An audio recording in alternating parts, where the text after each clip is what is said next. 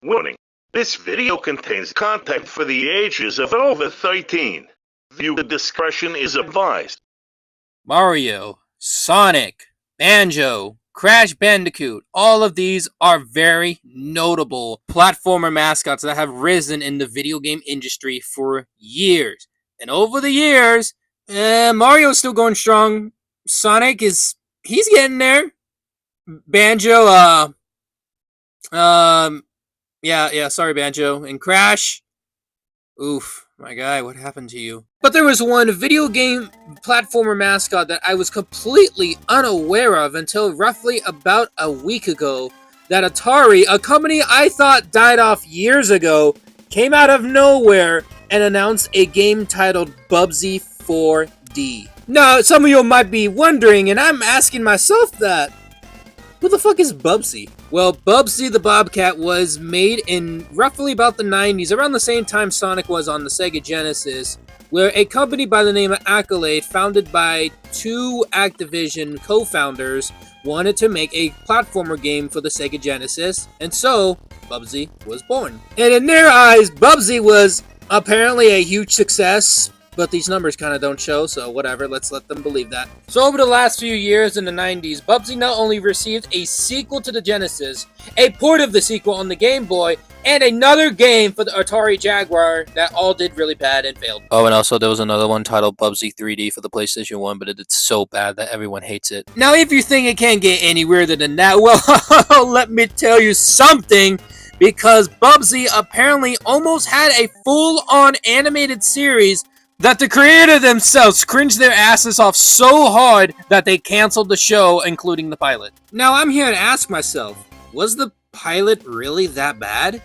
Did it deserve to get canceled? Could we actually seen a good side of the Bubsy universe? Well, that's what I'm going to answer today. So let's take a deep dive into the canceled Bubsy pilot and see if anything could have gone possibly wrong. You see what I did there?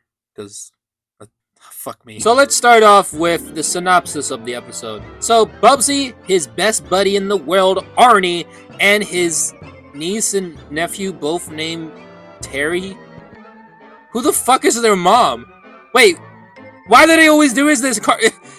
They always do this in cartoons. They show us that the character has a niece and a nephew, but they don't know who the mother or the father is?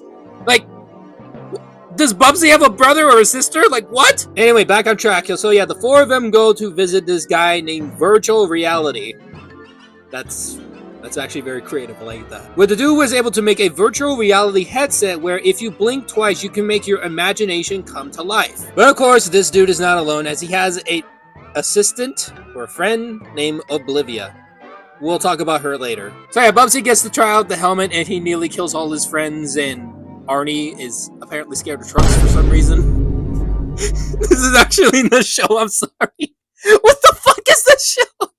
So yeah, after a near-death experience, of course the cliche plot of the two niece and nephew take the helmet and want to play it for themselves because they're greedy little children and their mother does not obviously discipline them. Earlier in the episode, before we get to one of the scenes, we meet the antagonist of the episode, Ali Cassandra, and she's basically corrupt with the but boring. The only thing that's saving her from not being a terrible antagonist is her two little sidekicks named Sid and... the fuck is the buzzard's name? Hold on, give me a second. Boz. That's very creative, guys. And then obviously the cliche part about her character is that she's too lazy to do anything herself, so she sends out her two henchmen to do the job for her, and then they do. But Sid, being the absolute Chad that he is focused more on food rather than the helmet, so... good on you, I guess, buddy. So yeah, now all mayhem ensues as soon as Bubsy found out that the twins now have the helmet, so now they have to go and get it before the universe is literally destroyed by the blink of an eye.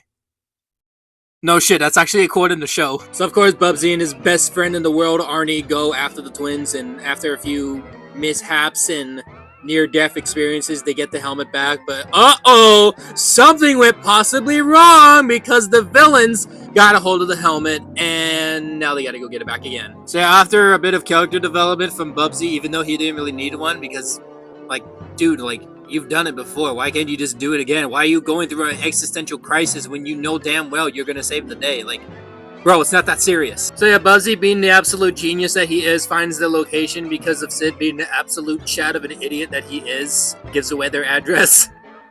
What the fuck is this show? So now all the characters fight over the helmet. Of course, Bubsy didn't really use a wish. The twins wished it for their birthday, which apparently was their birthday during the episode, which... I mean, I completely forgot about it until they mentioned it. Ali Cassandra wished for, like, riches and a TV show and shit. And then out of freaking nowhere, this part is what sold me on the comedy of the show. Oblivia gets a hold of the helmet, blinks her eyes, and wishes for a full-on wedding scene where she marries Bubsy. That is the funniest shit I have ever seen in a cartoon. I'm not gonna lie. And then eventually Arnie gets a hold of the helmet again and wishes for the truck. Except it shows up at the front door. God, what is this show, man? I'm losing it. After a few more mishaps and wishes and blinking, Bubsy gets a hold of the helmet and traps the 3 villains, and the day is saved, and voila. Yeah, there you go. There's the pilot. Now, here's the question. Was the pilot any good? Now, the show itself has that crappy Saturday morning cartoon vibe where a lot of the shows in the 90s weren't really all that good, and yeah, the show kind of has that vibe. I don't know where exactly this aired on, but honestly, the show's not that bad. Of course, when you're dealing with an animated pilot, you're going to have a ton of hiccups when it comes to the animation, the quality, the overall story, and a lot of things. But let's start off with Bubsy himself. Honestly, I'd say he's pretty decent. I don't think he's a bad character. Now, of course, his stupid catchphrase is kind of annoying. I don't like a lot of his actions when he does it, but I think he means well. And also the fact that he's voiced by Rob Paulsen's pretty cool, but I can tell that Rob Paulsen didn't really want to be there. Like, you can tell in the tone of his voice, like, he was not really trying that hard. Arnie is the GOAT because of the truck. That's really all I can say about Arnie. But the fact that he's the only one that has some decency and has a bigger brain than Bubsy is pretty cool. So, Arnie's the GOAT. I love him. My boy! I don't really like the twins all that much. They just seem like really troubled kids, which makes a lot of sense. And the fact that they act like the same way, like, that's kind of lame. But luckily, the new game has them have different personality traits.